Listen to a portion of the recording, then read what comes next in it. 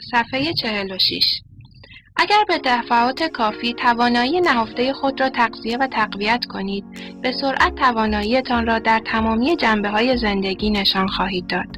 از سوی دیگر، هر بار موردی را انتخاب می‌کنید که شما را دچار احساس ناتوانی می‌سازد، بخش توانای وجودتان را گرسنه نگه می‌دارید. در جهت مخالف هدفتان حرکت می‌کنید و از آن دور می‌شوید. مهم است به یاد بسپارید برای آنکه این روند مؤثر واقع شود، باید پیوسته ویژگی دلخواهتان را در نظر داشته باشید، وگرنه فراموش خواهد شد.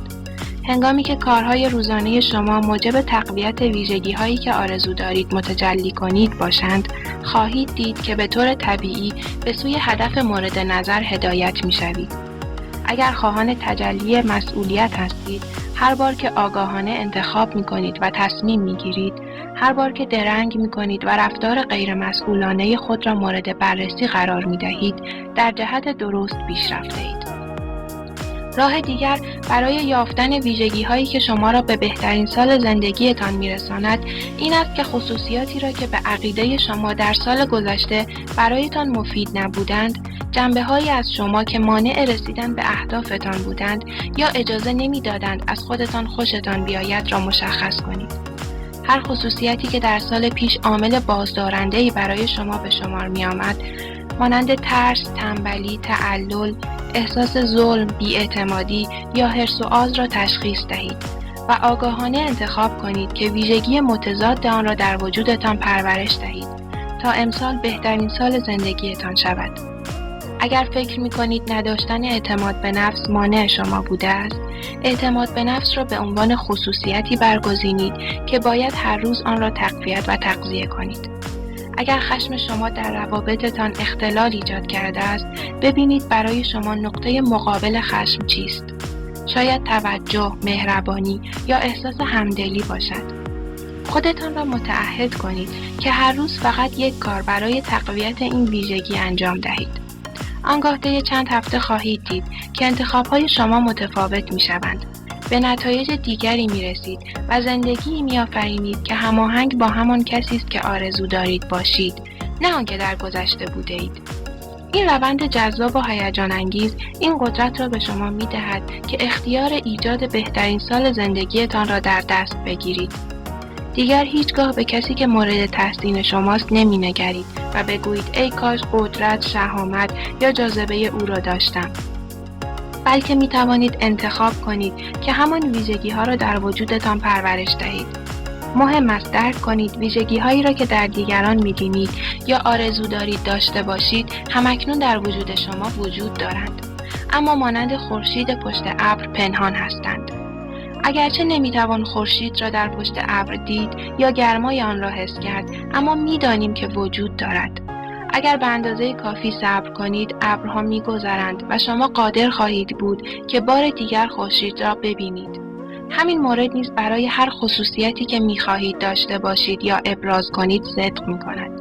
این ویژگی‌ها همه در شما وجود دارند، اما اغلب در پس ابرهای انکار یا رفتاری خاص یا این اعتقاد که شما فاقد این خصایل هستید نهفته می‌مانند. اگر خصوصیات مورد نظرتان را بیابید و خود را متعهد کنید که این گنج‌های نهانی را آشکار سازید، به قول مولوی معبود خود می‌شوید و بی زحمت به خواسته‌هایتان می‌رسید. رویایی که امسال برای خود دارید باید شما را روشن کند، به وجد آورد و الهام بخشتان باشد تا بهترین شما را متجلی سازد. تأثیر چنین رویایی این است که فروغ چشمانتان را بازگرداند و تجربه‌های روزانه شما را پرشور و شوق کند. پس از لحظه‌ای درنگ تصویری از خود را مجسم نمایید که شما را به شوق بیاورد، به حرکت وادارد و الهام بخشتان باشد تا هر روز، هر هفته و هر ماه امسال را برای خود به بهترین اوقات تبدیل کنید. چه رویدادی در 12 ماه آتی باید رخ دهد که به شما این احساس را ببخشد که در پایان سال بخواهید بایستید و فریاد بکشید زندگیم عالیه، یک سال دیگه مثل همین میخوام. برای آفرینش چنین سالی شما باید چه کسی باشید؟ اقدام کنید، به عظمت گام بگذارید. امسال را به عنوان بهترین سال زندگیتان مجسم کنید. درباره این تصویر بیاندیشید و سپس از خود بپرسید چه کسی میتواند به راحتی این تصویر را متجلی کند. دو ویژگی را که لازم است در وجودتان پرورش دهید تا بتوانید به راحتی این تجسم را تحقق ببخشید مشخص نمایید. وارسی کنید و ببینید کدام رفتارها و کارهای روزانه شما این دو خصوصیتی را که تعیین کرده اید در وجودتان تقویت می کند. هر روز، هر هفته و هر ماه می توانید چه کارهای انجام دهید تا به تجلی تمام و کمال این ویژگی ها در زندگی شما بیانجامد. می توانید برای برنامه‌ریزی دقیق تر یک برگه پیشرفت کار دریافت کنید. بخش 4. یک لوح پاک. هر دستاورد بزرگی با یک برنامه‌ریزی آغاز می شود. اما پیش از شروع برنامه‌ریزی برای بهترین سال زندگیتان باید ابتدا به گذشته و سالهای پیش بنگرید و تمامی موانعی را که در راهتان باقی مانده است بررسی کنید. می توانید این روند را به عنوان نوعی آماده سازی یا پاک کردن لوح در نظر بگیرید. همه ما می دانیم که اگر پیش از کاشتن بذر خاک را کود ندهیم و آماده نکنیم، گل و گیاهی نمی روید. یا اگر خانه قدیمی را خراب نکنیم و آوار را از آنجا نبریم، نمی توانیم شالوده نوینی بریزیم و خانه جدیدی بسازیم. تمامی ما این گفته را هزاران بار شنیده ایم. کهنه باید برود تا برای نو جا باز شود. هیچ چیزی برای یکایک ما مهمتر از این نیست که مدام هر روز، هر ماه و هر سال رویدادهای گذشته و همه کارهای ناتمام خود را به پایان برسانیم. پس از این همه سال راهنمایی افراد به سوی ایجاد زندگی موفق می توانم با قطعیت این نتیجه را بیان کنم. اگر کسی از زندگی که دوست دارد بهره مند نیست، اگر الگوهای پیشین او مدام تکرار و آشکار می گردد، اگر پیوسته از مسیر پیشرفت منحرف می شود، فقط کافی است با دقت بنگرد و ببیند که انبوهی از کارهای ناتمام دارد. آنگاه اگر چنین کسی مشتاقانه به گذشته برود و کارهای ناتمام خود را به پایان برساند، به سادگی خواهد توانست راه زندگیش را تغییر دهد و در مسیر دلخواه حرکت نماید. به انجام رساندن کارها راه رساندن گذشته به آینده است. به پایان رساندن کارها به ما کمک می‌کند تا شالوده‌ای محکم و استوار برای بنای آینده‌ای الهام بخش بسازیم. برای بستن پرونده گذشته باید با یکایک رویدادها، کارها و کسانی که در زندگی ما بوده‌اند به سرانجام برسیم. ما نمی‌توانیم یک زندگی جدید و استثنایی را بر مبنای گذشته‌ای مملو از کارهای ناتمام، روابط ناموفق، توافق‌های نقض شده و مسائل حل نشده بنا کنیم. اگر می‌خواهیم بدون به سرانجام رساندن گذشته پیش برویم، بهتر است به این واقعیت تن در دهیم که آینده‌ای همچون گذشته ایجاد خواهیم کرد. اغلب ما از بی‌تفاوتی و کناره‌گیری شدیدی که درست زیر لایه روحی آگاهیمان فعال است آگاه نیستیم. شاید صدای یأس هر کدام ما کمی متفاوت از همدیگر باشد، اما معمولاً چنین لحنی دارد: چرا خودم را اذیت کنم؟ امکان ندارد بشود. شرایط لازم را ندارم. خیلی سخت است. وقت ندارم. نمیتوانم از عهده این کار برایم. لیاقت آن را ندارم.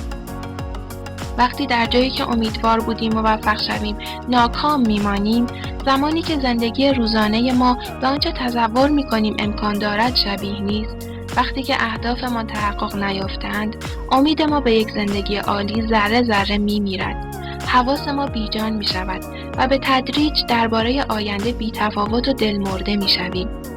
از آنجا که بیشتر ما از این واقعیت آگاه نیستیم یا نمیدانیم با آن چه کنیم، میکوشیم بی‌تفاوتی‌مان را بپوشانیم و بر پوچی موجود درونمان سرپوش بگذاریم و ساعتها وقت و بیشتر توجهمان را صرف همین تقلا میکنیم. به جای آنکه با گذشته خود به آشتی برسیم، اعتیادهایی پیدا میکنیم. ماجراهایی میآفرینیم و حوادث ناراحت کننده ای را به سوی خود جلب میکنیم تا مرکز توجهمان را تغییر دهیم و از احساسات دردناک ناشی از عدم ابراز توانایی‌های بالقوه‌مان اجتناب نماییم. بی‌تفاوتی و کناره‌گیری به شکل‌های گوناگونی ظاهر می‌شود. این واکنش می‌تواند خود را به شکل بدبینی و بی‌اعتمادی، تمسخر یا ناامیدی نشان دهد یا ممکن است حالت افسردگی، اندوه، تنهایی یا پوچ بودن به شما بدهد. اگر واکنش کناره‌گیری و بی‌تفاوتی خود را بررسی نکنیم، مسائل واقعی جاریمان را می‌پوشاند و ما را از تحقق بالاترین تجسمی که درباره زندگیمان داریم منحرف می‌سازد. برای آنکه دلمردگیمان را رفع کنیم و وجودمان را در برابر امکان آینده‌ای هیجان‌انگیز بگشاییم، ابتدا باید سفر کوتاهی به گذشته داشته باشیم و مشتاقانه از روش‌های مایوس کردن خود و دیگران پرده برداریم. باید ببینیم چگونه خود را تخریب کرده‌ایم و تلاش برای پیشروی را به بنبست کشانده‌ایم. در این روند باید به تمامی دفعاتی که گنگ و مبهم، غیر متمرکز یا بی‌انضباط بوده‌ایم اعتراف نماییم. باید ببینیم چه بحران‌های عاطفی و زخم‌هایی را از گذشته با خود حمل می‌کنیم و آماده رهاسازی آنها باشیم. بیشتر ما سعی می‌کنیم که اشتباهات، تأسف‌ها و بدبیاری‌های خود را به فراموشی بسپاریم، بی آنکه سرانجامی به آنها بدهیم. اما پایان دادن گام مهمی است و اگر به راستی در پی آن هستیم که گذشته را پشت سر و در جای خود بگذاریم، نمی‌توانیم از این اقدام صرف نظر نماییم. باید درک کنیم که اگر قرار بود گذشته‌مان را هر روز با خود حمل کنیم، به آن حال می‌گفتند نه گذشته. بیشتر ما به خوبی این نکته را می‌دانیم، اما به دلیلی چنان احساس وابستگی به رویدادهای دیروز داریم که رها کردن آنها برایمان دشوار است. شاید این احساس وابستگی به آن دلیل باشد که در آرزوی راه حلی به شکل جبران خسارت، عذرخواهی یا یک نتیجه دیگر هستیم و به این ترتیب به جای گذاشتن و گذشتن انتخاب می‌کنیم که به آزردگی‌هایمان بچسبیم و حاضر نیستیم از آنچه به عقیده خود مستحقش بودیم دست برداریم. البته مشکل چنین برخوردی این است که اگر برای پایان دادن به مسئله‌مان به شخص دیگری نیاز داشته باشیم، به احتمال زیاد هرگز به آن دست نمی‌یابیم. نمی‌توانیم مطمئن باشیم که کسی دیگر کار ما را به سرانجام برساند. باید به پایان بردن کارهایمان را خود به عهده بگیریم، طلب کنیم و به خودمان بدهیم. اگر بر حسب تصادف کسی از گذشته‌مان ظاهر شود و آنچه را انتظار داشتیم به ما بدهد چه بهتر. اما اگر قرار است 100% مسئول و پاسخگوی زندگی خود باشیم، باید راهی برای سرانجام دادن به خود بیابیم تا بتوانیم پیش برویم. به پایان رساندن کارها به ما کمک می‌کند تا گذشته خود را درمان کنیم و با خودمان به صلح برسیم. به سرانجام رساندن مترادف با آزادی است. با مشاهده خردسالانی که هنوز ناراحتی‌های فراوانی را در زندگی تجربه نکرده‌اند، به سادگی می‌توان به این نکته پی برد. اگر یک کودک خردسال را تماشا کنید، انسانی خندان، پر جنب و جوش و بانشاط را خواهید دید و متوجه می‌شوید که کودکان عصبانی می‌شوند، اما پس از ابراز خشم به سادگی این احساس را رها می‌کنند. بیشتر کودکان می‌توانند به راحتی دیروز را رها کنند و بدون ناراحتی امروز را تجربه کنند. اغلب اوقات آنها حتی نمی‌توانند آزردگی‌های روز گذشته خود را به یاد آورند، زیرا احساسی را در وجودشان انباشته نمی‌کنند. ناراحت شدن و فراموش کردن بخشی از زندگی آنهاست. اما اگر کودکانی را مشاهده کنید که پیشامدهای تلخ بسیاری را تجربه کرده‌اند، رد پای گذشته را بر چهره آنها خواهید دید. چشمان این بچه‌ها تا حدودی درخشش طبیعی را که در کودکان سالم و بانشاط می‌بینیم از دست داده است و نگاهشان سنگینی خاصی دارد. اگر آنها را برنجانید، نمی‌توانند به سرعت کودکی که هرگز آسیب ندیده است فراموش کنند. اگر آنها نتوانند مصائبی را که در گذشته برایشان رخ داده و به آنها آزار رسانده است به طریقی حل کنند، به احتمال زیاد درد آن رویدادها را با خود به آینده خواهند برد. این نکته در مورد تمامی ما صدق می‌کند. چسبیدن به گذشته را میتوان به جمع‌آوری روزنامه از 5، 10، 20 یا 30 سال گذشته تشبیه کرد. آیا شما آگاهانه برمی‌گزینید که هر داستان ناراحت کننده ای را 2 بار بخوانید و در قالب تازه‌ای تکرار کنید یا روزنامه‌های کهنه را هر روز با خود حمل نمایید؟ آیا حاضر هستید این کاغذها را از اینجا به آنجا، از این شغل به آن شغل و از این رابطه به آن رابطه ببرید؟ آیا این روزنامه ها را همراهتان به تعطیلات و شب نشینی ها میبرید؟ اگرچه بیشتر ما از این مسئله آگاه نیستیم که ناراحتی ها، تنفرها و تأسف هایمان را هر روز با خود حمل میکنیم و رویدادهای گذشته را بدون سرانجام رها کرده ایم تا به عفونت و عقده تبدیل شوند، اما به هر حال با این کار همان اندازه انرژی و امکانات از دست میدهیم که با حمل یک کوله روزنامه قدیمی. برای حرکت به جلو لازم است تشخیص دهیم که چه با خود حمل می‌کنیم و آماده رها کردن آنها باشیم. ما باید متعهد به یافتن سرانجام شویم.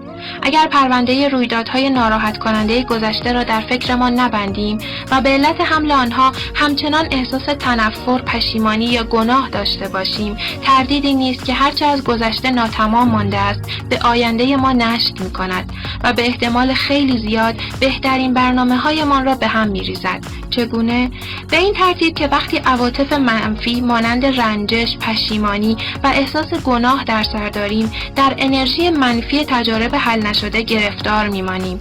آنگاه ناآگاهانه به سوی شرایط و کسانی که اجزای از گذشته حل نشده ما را نمایش می‌دهند جلب می‌شویم و عواطف ناخوشایند درونمان را تحریک و بیدار می‌کنیم.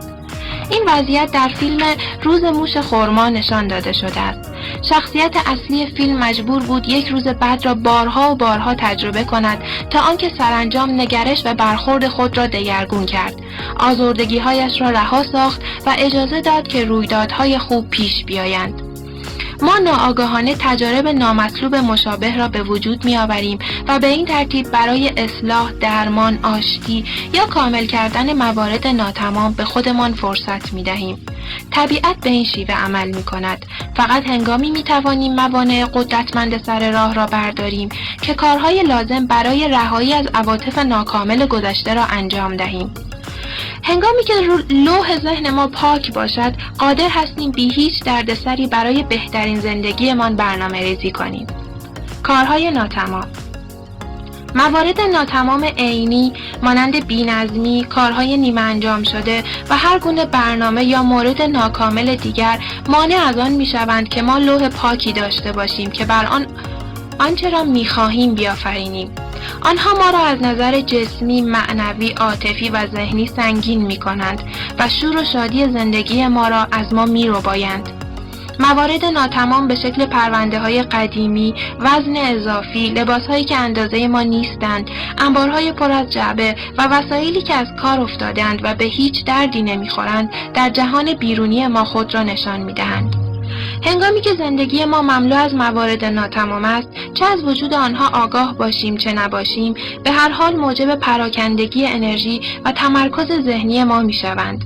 آنگاه درباره وضعیت کارها و روابط خود احساس بی‌تفاوتی و یأس می‌کنیم و انجام برنامه‌ها و کارهایی را که به راستی مهم هستند به تعویق می‌اندازیم. اگر می‌خواهیم آینده‌ای قدرتمند بسازیم که شباهتی به گذشته ما نداشته باشد، باید موارد ناتمام و ناقص خود را رفع کنیم تا بتوانیم به روشنی ببینیم و با قدرت پیش برویم. هر کدام از موارد ناتمام را به شکل یک زالو ببینید. تجسم کنید که هر یک از آنها بر عضوی از بدنتان قرار دارد و عزت نفس، احساس ارزشمندی، انگیزه، شور و شوق و اعتماد به نفس شما را می‌مکد. اگر می توانستید هر یک از این زالوها را ببینید، آیا حاضر نبودید هر کاری برای دور کردن آنها از بدن خود انجام دهید؟ اگر می دانستید که آنها در وجودتان لانه کردند و بی سر و صدا به مکیدن آرامش خاطر شما مشغول هستند، وحشت زده نمی شدید؟ فکر نمی کنم حتی یک دقیقه بی تفاوت می ایستادید و اجازه می دادید که این زالوها وجودتان را بمکند. می دانم تصور چندان خوشایندی نیست، اما چه بپذیرید چه نپذیرید واقعی است. کامل کردن تمامی برنامه‌ها، کارها و روابط گذشته راهی برای خلاص کردن خود از این انگل‌های پنهان است که انرژی شما را تخلیه و دیدتان را تار می‌کنند. کامل کردن هدیه‌ای است که شما به خودتان می‌دهید. به این ترتیب می توانید به گذشته نظم ببخشید، هر چیزی را در جای خود بگذارید و آنها را کاملا ترک کنید. به یاد یکی از دستیارانم به نام تونی افتادم که سالها در تلاش بود تا در کسب و کارش موفق شود. ظاهراً هر قدر می‌کوشید یا هر اندازه به خدماتی که میداد معتقد بود، باز هم به سختی می‌توانست درآمد بخور و نمیری داشته باشد. یک روز از او پرسیدم که چه مورد حل نشده ای از گذشته ممکن است مانع موفقیت و به نتیجه رسیدن تلاش و کوشش کنونی‌اش شود. تونی گفت که قبلا هم در کار شکست خورده است. سالها پیش پس از آنکه دوستان و اقوام خود را متقاعد کرده بود که برای شروع کاری نزد او سرمایه گذاری کنند، در آن کار ضرر کرده بود و همه پولشان را از دست داده بود. اگرچه تونی به سرعت خود را جمع و جور کرده و به زندگی ادامه داده بود، اما هیچگاه از آنهایی که سرمایه گذاری کرده و پولشان را از دست داده بودند عذرخواهی نکرده بود. او متوجه شد که به سرانجام نرساندن این رویداد همواره همچون شبحی در تعقیبش بوده و اعتماد به نفس و حس ارزشمندی او را تضعیف کرده است. تونی فهمید که گذشته‌اش را با خود حمل می‌کند و به حال حاضر می‌آورد. بنابراین برای بستن پرونده آن شجاعانه از یکایک آن افراد دلجویی کرد. در ماه‌های بعدی دستیار من و کارش جان تازه‌ای گرفتند و او به موفقیت دست یافت. هنگامی که با گذشته خود به صلح می‌رسیم چنین می‌شود. زمانی که پرونده گذشته را می‌بندید، احساس خوشنودی عمیقی را تجربه می‌کنید. در حالی که انرژی قدرتمندی را که در کار ناتمامتان محبوس شده است رها می‌کنید، به طور طبیعی به آمادگی و اشتیاق آفرینش یک زندگی فراتر از آنچه می‌شناختید دست می‌یابید. آنگاه می‌توانید با انرژی، هیجان و دیدی تازه پیش بروید. زمانی که گذشته سرانجام می‌یابد، بینشی جدید برای آینده شما آشکار می‌شود و با وضوحی نویافته دقیقاً می‌بینید که چه چیزی برایتان ممکن است. با بستن پرونده گذشته آماده می‌شوید تا به آینده گام بگذارید. برای آنکه بهترین سال زندگیمان را داشته باشیم، سالی که به کلی ورای واقعیت جاری ما باشد، باید گذشته را پاک و برای موارد تازه جا باز کنیم. نمی‌توانیم در جایی که همکنون گیاهی وجود دارد بذری بکاریم و انتظار رشد و نمو آن را داشته باشیم. برای زراعت در زمین آگاهیمان، برای آنکه ذهنمان را آماده کشت کنیم، باید گیاهان خشکیده را از ریشه درآوریم. بستن در به روی گذشته، زیربنای آینده‌ای نو و درخشان و امکان گشایش درهای جدید را به روی ما به وجود می‌آورد. این کار عمیقاً ما را در صداقت و اصالت وجودمان پابرجا می‌کند و قدرتمندانه در لحظه حال استوار می‌دارد. اقدام کنید، یک لوح پاک ایجاد کنید. همه برنامه‌ها، کارها و روابط حل نشده ای را که شما را به گذشته بستند و اجازه نمی‌دهند والاترین وجودتان را متجلی کنید بنویسید. تعیین کنید که برای سرانجام دادن به هر مورد ناکامل گذشته چه کارهایی باید انجام دهید. تجسم کنید برخورداری از یک لوح پاک که بتواند زیربنای بهترین سال زندگیتان شود چقدر لذت بخش است. بخش 5. از مناطق بیشیرینی دوری کنید. در سفر به سوی بهترین سال زندگی موانعی در راه ظاهر خواهند شد. در این جاده به بن‌بست‌های دلسرد کننده‌ای برمیخوریم و وسوسه‌های جذاب ما را از مسیر رسیدن به رویاهایمان منحرف می‌کنند. برای تضمین آنکه امسال بهترین سالی که تاکنون داشته‌ایم باشد، باید یاد بگیریم چگونه از این دام‌ها که در گذشته مانع پیشروی ما بودند دوری کنیم. باید از الگوهای عادتی و رفتارهایی که برایمان مفید نیستند، مانند افکار، عادات، بهانه‌ها و کردارهایی که مانع از آن می‌شوند تا بهترین سال زندگیمان را داشته باشیم، کاملاً دور بمانیم. من این بیراهه‌های اغواگر را مناطق بیشیرینی می‌نامم. زیرا اگر در این مسیرهای آشنا پیش برویم، از تحقق رویاهایمان همان اندازه دور می‌مانیم که همکنون هستیم. این رفتارها راه گریز و شانه خالی کردن است. گرچه اغلب به نظر می رسد که آنها کوتاه‌ترین راه رسیدن به حل مسئله یا خوشنودی هستند، اما همان گونه که خیلی زود در میابید نه ما را به جایی می رسانند و نه شیرینی در بر دارند. به بیان دیگر، در انتهای این راه‌های اغواگر از شیرینی برخوردار نمی‌شوید. سالها پیش به شعر عالی پرمعنا و کوتاهی از پرشیا نلسون در کتاب او به نام گودالی در مسیر من است برخورد کردم که به خوبی نشان می‌دهد چگونه مناطق بیشیرینی ما را به تکرار همان رفتارهای قدیمی وار می‌دارند. این شعر را با هم بخوانیم. بخش 1. در خیابان قدم می‌زنم. گودالی عمیق پیش پای من است. در آن می‌افتم. از دست رفتم. بیچاره‌ام. تقصیر من نیست. یافتن برون رفت تا ابد طول می کشد. بخش 2. در همان خیابان قدم میزنم. گودالی عمیق پیش پای من است. وانمود میکنم که نمیبینمش. دوباره در آن میافتم. باورم نمیشود که در همان جای قبلی هستم. اما تقصیر من نیست. باز هم زمانی طول میکشد تا از آن درآیم. بخش 3. در همان خیابان قدم میزنم. گودالی عمیق پیش پای من است. میبینمش که آنجاست. باز هم در آن میافتم. عادت شده است. چشمانم باز هستند. میدانم کجا هستم. تقصیر خودم است. بیدرنگ بیرون میآیم. بخش 4. در همان خیابان قدم میزنم. گودالی عمیق پیش پای من است. آن را دور میزنم. بخش 5. در خیابان دیگری قدم میزنم. مناطق بیشیرینی به گودال مسیر پرشیانلسون شبیه هستند.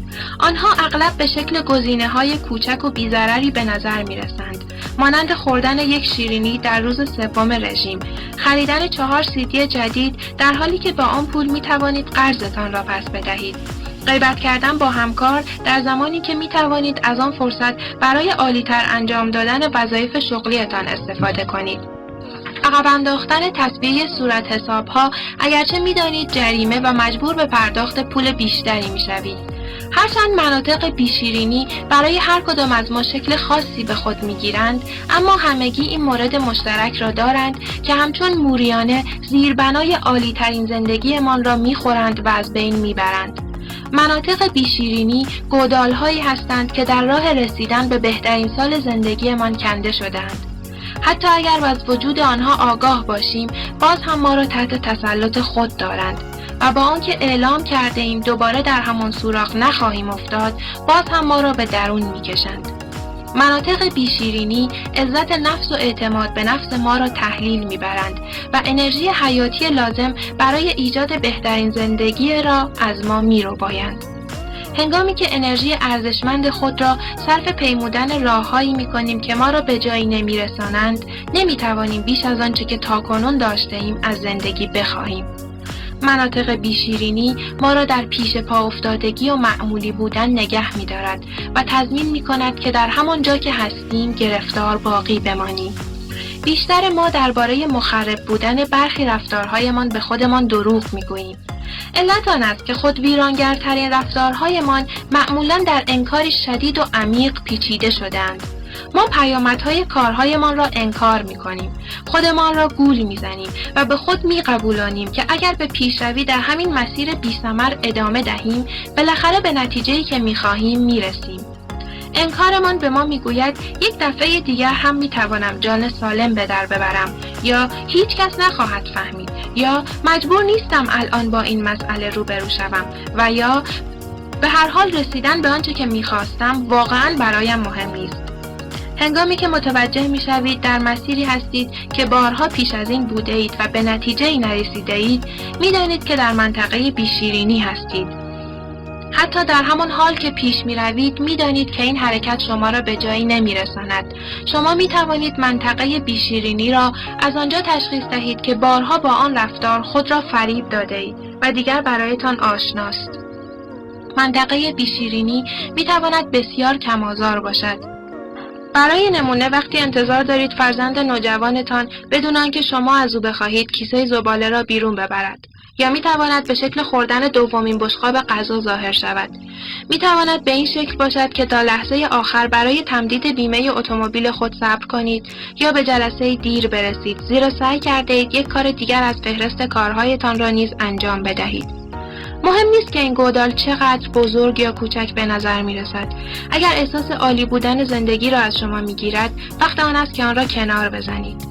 آرزوی سارا که 2 فرزند داشت این بود که آرام و با اعتماد به نفس باشد. اما در بیشتر مواقع احساس فشار، نگرانی و اضطراب داشت.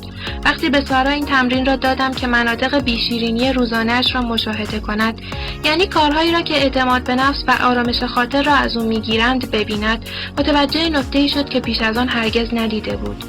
انجام دادن چند کار همزمان با هم که قبلا فکر میکرد کارایی او را بالا میبرد، در واقع مانع بروز احساساتی میشد که آرزو داشت. از سارا خواستم تا یکایک رفتارهای ویرانگر خود را بنویسد و توجه کند که هر یک چه هزینه‌ای بابت آرامش خیال برای او دارد. به نوشته او توجه کنید. 1. هنگام خرید با تلفن حرف میزنم و در نتیجه این کار نگران و پریشان میشوم، چون معمولاً یا مکالمه‌ام ناتمام میماند یا فراموش میکنم بعضی چیزها را بخرم. 2. کارهایی را که باید انجام دهم با چنان سرعتی به پایان میرسانم که بعداً از انجام آنها مطمئن نیستم و دوباره باید آنها را بررسی کنم. این رفتار مرا از خودم نامطمئن میکند و به من احساس ناامنی میدهد. 3. سعی میکنم تلفن‌های کاریم را زمانی بزنم که بچه‌ها را از مدرسه برمی‌دارم. اگر آنها بخواهند حین مکالمات تلفنی من ماجراهای روزانه‌شان را برای من تعریف کنند، اغلب بداخلاق و بی‌صبر میشوم. اگرچه در آن لحظه فکر میکنم که لازم است یک کار بیشتر انجام دهم، اما همیشه پس از مدتی از رفتارم متاسف میشوم. یک نگاه به نوشته سارا روشن میکند که مناطق بیشیرینی او زندگیش را در جهت مخالف مقصد دلخواهش پیش میبرد. سالهای بسیاری به این مسئله فکر کردم که چرا با وجود آنکه مردم عمیقاً آرزوی تغییر و تحول دارند، پیوسته همان گزینه‌هایی را در زندگی انتخاب می‌کنند که اختیار را از آنها می‌گیرد و مانع از آن می‌شود که به اهداف و خواسته‌هایشان برسند. پس از سالها راهنمایی هزاران انسان بی‌نظیر به این نکته پی بردم که ما به دیدار از مناطق بیشیرینی خود ادامه می‌دهیم، زیرا در سطحی از وجودمان از تغییر می‌ترسیم. ما می‌ترسیم رشد کنیم یا می‌ترسیم که شکست بخوریم. بیشتر ما حتی اگر از موقعیت خود شاکی باشیم، ترجیح می‌دهیم در همان جایی که هستیم باقی بمانیم تا آنکه به دنبال طلا برویم و موفق نشویم. بنابراین به